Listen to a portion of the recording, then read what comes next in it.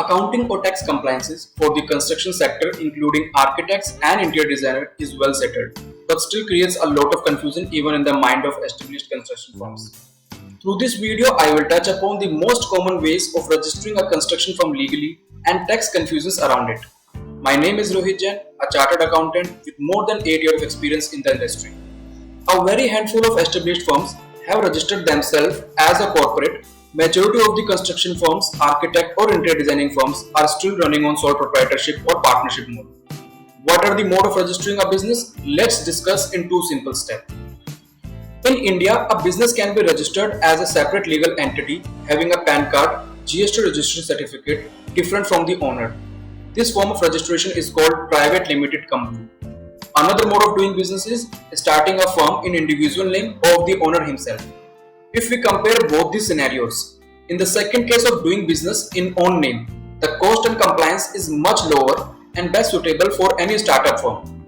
However, having a private limited company makes your work look more professional and systematic. A private limited company is a separate legal entity, so we get certain advantages attached to it. From income tax lower slab to bank financing and making owner's liability towards any external dispute limited to assets present in the company. Let me explain this using an example. For XYZ reason, a default was made in any assignment having financial implication on the service provider. Unless there is a clear fraud involved by the service provider, the client cannot touch upon any of the personal assets of the service provider in case of a private limited company. This is the biggest advantage. I hope it would be pretty much clear now. In the next sections, let's also touch upon the accounting part, which many construction people don't budget initially and then they do firefighting at the end. Let's start with an example. You have 10 sites running with different client quotations and there is a requirement of bricks and cement in each site. To calculate cost of each site, would you be physically tagging each brick for each site? I believe not. And if you are doing so, you are a superhuman. The best way in this scenario would be to record inventory in hand and then site-wise inventory consumption. It sounds pretty simple and if done in right way, it is very simple. Just to be clear, accounting doesn't mean keeping record of your taxes.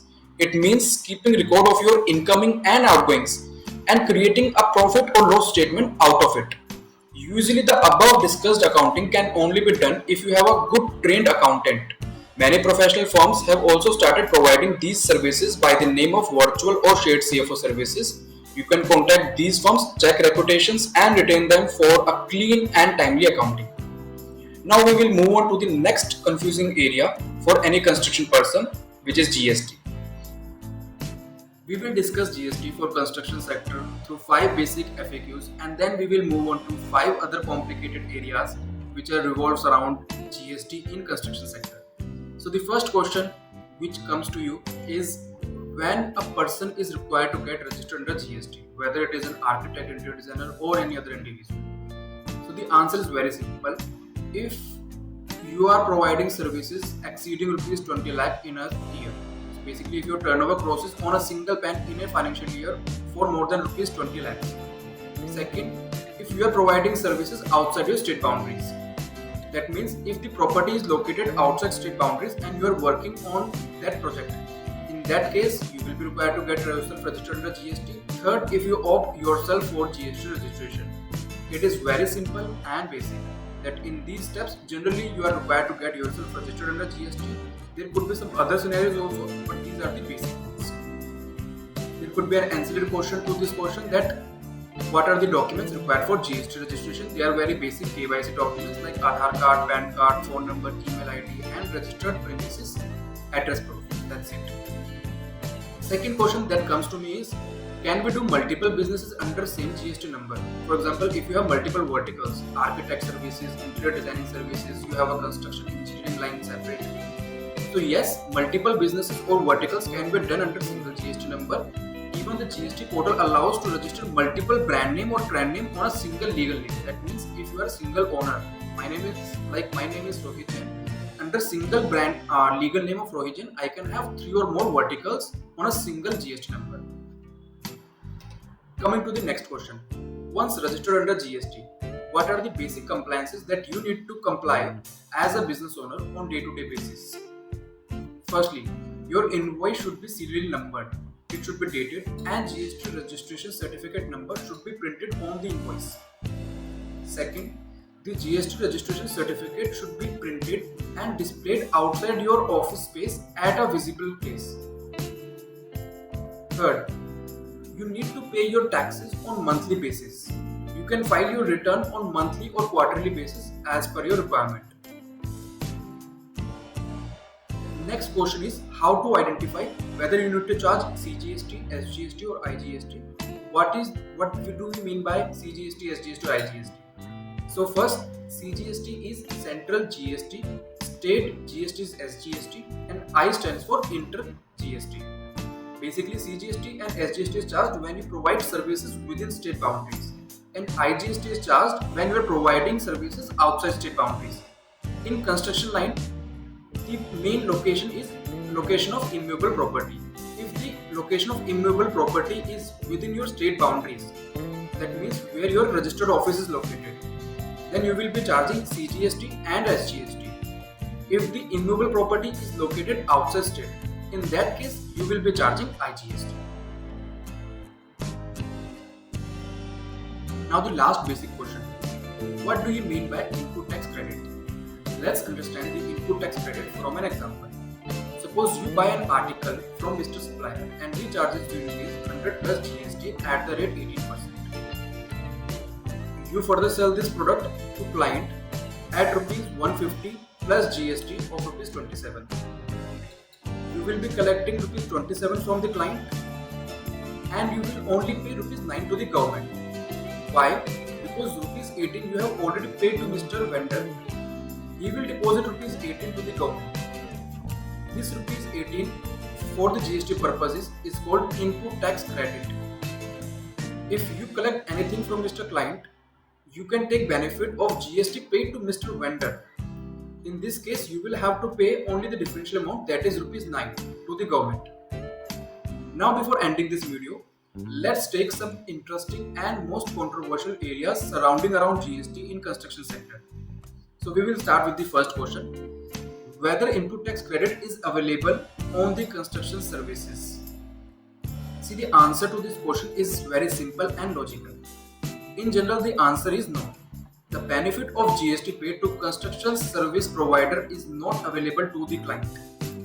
But yes, benefit is available to the main contractor or builder who is in between a subcontractor and a client. Let's see how it works and why the provision is like this. The GST is simply consumption-based tax.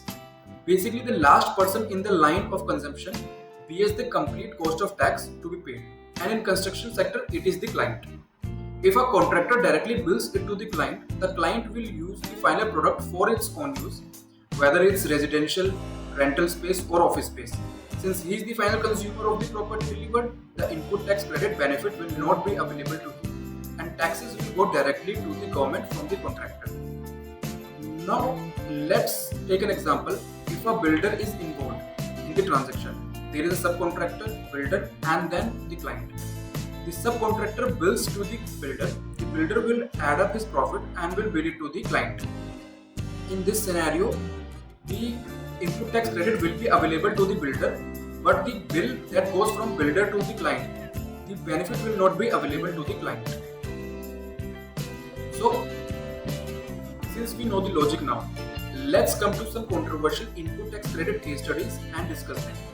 If there is an immovable property constructed for Mr. Client with the purpose of renting it out, whether Mr. Client can claim input tax credit benefit paid on the construction services. Using the logic that we have discussed earlier, the answer should be no. However, there is a contrary judgment to it. There is a High Court judgment which says the GST law regarding the input tax credit is arbitrary and unreasonable in nature, and the input tax credit benefit should be allowed. In my opinion, this is a very risky and debatable judgment. In next year 2020, there was an advance ruling authority from Tamil Nadu which says that input tax credit in this case should not be allowed, as the property will be used by the final consumer for its own purposes. Renting out is an ancillary activity. both of these judgments are state based, so there is no implication on other states. Basically, the High Court judgment belongs to Madras and this belongs to Tamil Nadu, Advanced Ruling Authority. So if we compare both, we can use any of the interpretation. In my opinion, Advanced Ruling Authority is the most suitable one.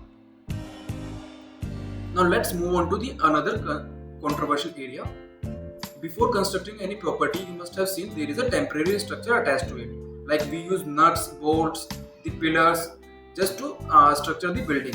Whether we can take input tax credit benefit paid on this, if you are a builder, yes. If the final client, then no. Because ultimately the same thing, the final client cannot take benefit of the civil construction services. Now let's move on to the another example. If you are a factory owner, either as per Factory Act or some factory owner voluntarily opts to build canteen or residential complex for their employees, whether the input tax credit benefit can be taken on these complexes or the canteen built, again using the logic, no, as the factory owners are using this complex or canteen for their internal use, either for the employees or themselves. They are the final consumer, so they cannot take the benefit of input tax credit. Let's take last controversial area in input tax credit. If there is a client who undertakes some repair or maintenance work for a single unit having no major work, let's say you renovate a house, a single room. Now whether benefit of input tax credit will be available, this answer will be dependent upon your judgment. If you treat that repair work as major one, material one, and you want to capitalize or book it as fixed asset in your books, in that case GST credit will not be available. If you think the expense was not material, not major, and it could be booked as revenue expenditure in profit and loss statement, the input tax credit benefit will be available. With this question, we end our discussion from registration, bookkeeping to tax laws. Still, if you are left with any query, you can use the contact details available in the description box to clarify or discuss. Thank you for the time.